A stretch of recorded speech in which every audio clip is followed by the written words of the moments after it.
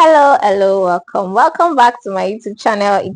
Toby here again. Good to see you. If you're a new subscriber, thank you for subscribing to the channel and welcome. If you're a returning member, thank you for staying through and for always watching my videos. I appreciate you. So if you have not subscribed yet and you're coming across this, please click on the subscription button and do right by me. All right, we'll slide into the video. From the caption, I'll be talking about from being a daughter-in-law to becoming family. So yeah, I'll just be giving you the tips that have worked for me, and I've had series come up in the past few months, and this month I possibly will be talking majorly about in-law relationship, and I'll be starting with my personal experience about being a daughter-in-law to family. Like we all know, marriage, of course, is about you and your husband, but as much as you and your husband takes the vow together, it's beyond the vow between you and your husband. You are actually marrying into a family, and as it should be, when you marry somebody, you marry everything that concerns the person. This time around, family most important. So I'll be talking about how I feel like I have grown from just being a daughter-in-law to being a family, because that's one thing that is very paramount to me, because even myself, I am an in-law to somebody, right? So, and I don't like that in-law tag. She's my daughter-in-law, she's my sister-in-law. I prefer to have that relationship as she's my sister, she's my mom, she's my dad, he's my brother, and all of that. However, I know that the reality might not look like it. So let's look at some tips that have actually helped me. Like I said earlier, becoming a wife means more than just marrying the one person you love. It also means joining a whole new family. So the question is, how do you build meaningful relationship with your in-laws without losing yourself? This is always where the thin line is. How do you build meaningful relationship without losing yourself in the process? Because a lot of people, in the quest of fulfilling and meeting the expectations of their in-laws, they become another person entirely. Some people would have to try to be who they are not. Some people will try to pretend to become who they are not. Some people will try to over present themselves. So how do you actually do that? Number one would be starting with curiosity and not caution. It is easy to enter into your in-law dynamics on the defensive, guarded, cautious, because of whatever the society has painted in-law relationship to be. I will show them. If they bring this, me say, if I have it. Oh, and did you get? So ask questions about their traditions, their interests. Get to know what their family look like. Start with curiosity and not caution. Grace says, I am open to knowing you, not just tolerating you. Exactly. I really want to know you. I don't want to tolerate you. And in the process of knowing, you cannot know every member of the family. So it's okay if it's just few people that you actually have as the people you really know, right? So those are one of the things that is one out of the things that have worked for me. Staying rooted in your identity. Number two, be staying rooted in your identity.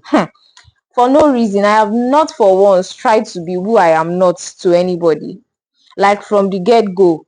So let me take, for example, when I was going to get married to my husband, if I visit my in-laws family, I would go. He has aged parents. I would do the little I can. They have a big house and all that.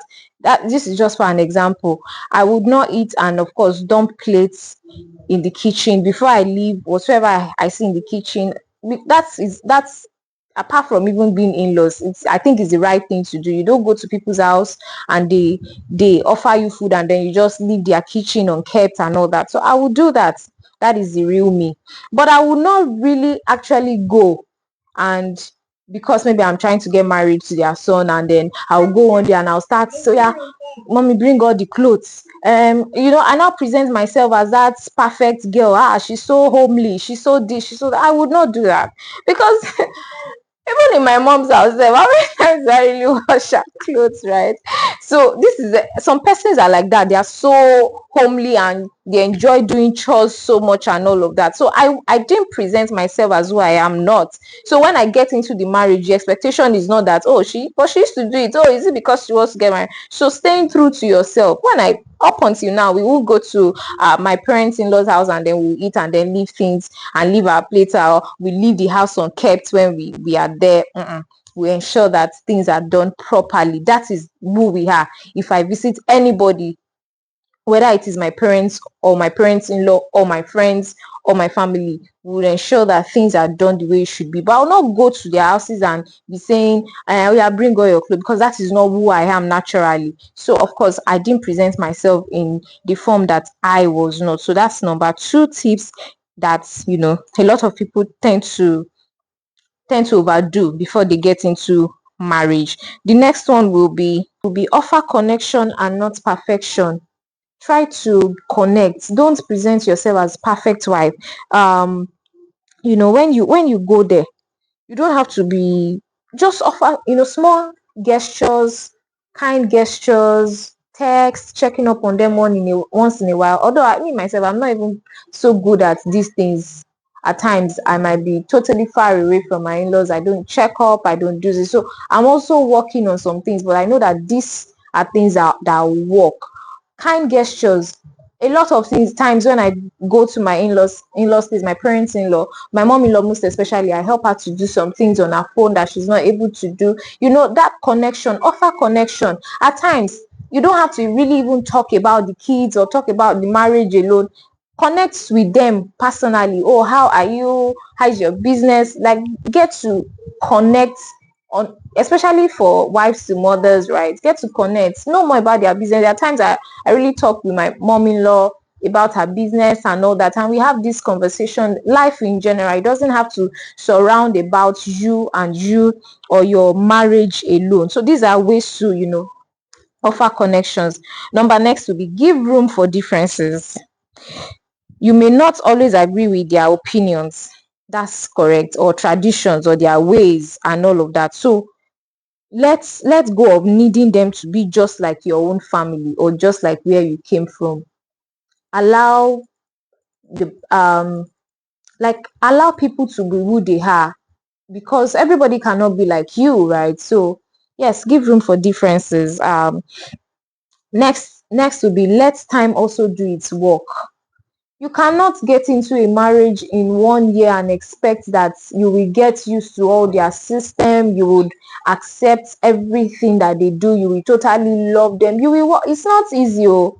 You are, maybe you got married at 26, 27, 28 thereabouts, and you are just coming to know a family, and in less than 3 months you are already complaining, blah blah blah. They cannot give you what you are used to for the past 26, 27 years of your life, or some more, some even younger.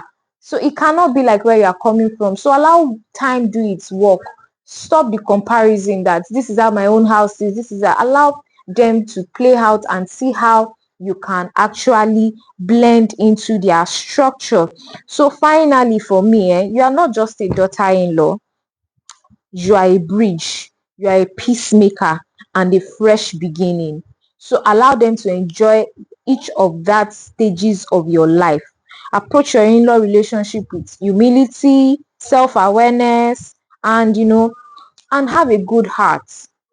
Yeah, see, not to be a good person, it's not religious per se for somebody to be just good. I think that if people can just be good, forget whether you are saved. Salvation is very important, because of course you are not, eternity is not sure for you. But even in this life, if you know that you are not a Christian, just be a good person.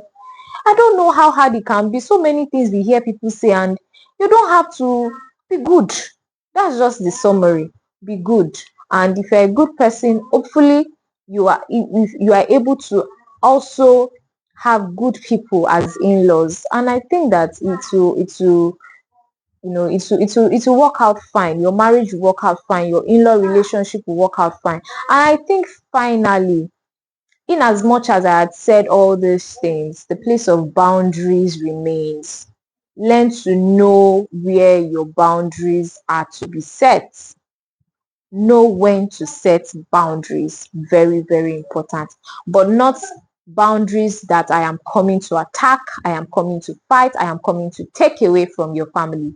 But just learn boundaries that will help your own lifestyle, your family, and your marriage as a whole. So I just sought to share tips on how to, from being a daughter-in-law to becoming family. Let grace, just, embrace grace and give grace in your in-law relationship. Until I see you in my next video.